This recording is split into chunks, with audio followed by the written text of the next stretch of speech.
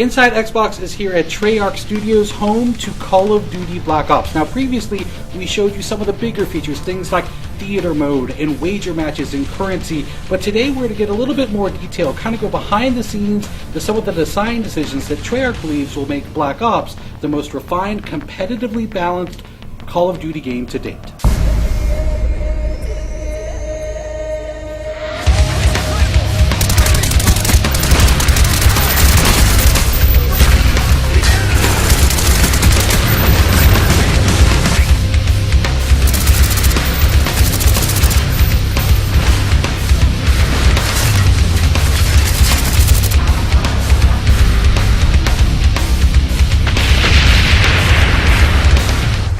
One of the great things about having such a large community of players playing our game is that it isn't very difficult for us to hear when fans do not like something about our game or they do like something about our game. All we have to do is listen, and we are listening.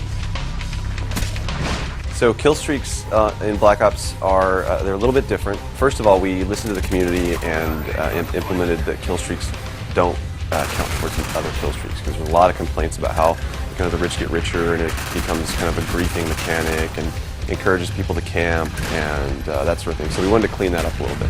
Secondary to that is that we wanted to make kill streaks feel more interactive. We didn't want to just do the fire and forget kind of thing where you just hit the button and go, because then there's no really risk reward there for the player. All of our kill streaks have some aspect of interactivity to them, whether it's the attack chopper picking a spot in the map where it goes and hovers rather than just letting it go and circle around the map. Or the mortar team, for example, you can pick 3 locations on the map and get a really fast targeted strike to those places. So the perk design philosophy is we want every perk to feel like it supports a specific gameplay style. So we want to kind of beef up this characterization of, if I select a perk, this represents me and how I play the game. So for example, we have a perk called Hacker. Hacker is similar to some of the perks in previous Call of Duty games where they let you see enemy deployed equipment in the world. The difference with Hacker is that you actually can go up to enemy equipment now and hack it so that it turns to your team, and the guy who owns that piece of equipment won't know that you've done that. One of the big changes that we're making in Black Ops multiplayer is that your perk 1 slot is what determines what your character model is. For example, Flak Jacket is one of them. Flak Jacket decreases explosive damage, so the character model is all beefed up. He's kind of, inspired by that bomb diffuser kind of guy with the padding and extra elbow pads and knee pads and helmet.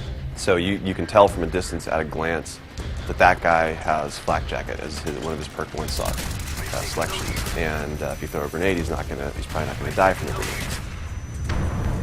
A lot of suggestions made it in from the community, starting from those objective icons, the A and B icon. They'll fade away if you reticle over them, so no longer are they getting in your way when you're trying to shoot.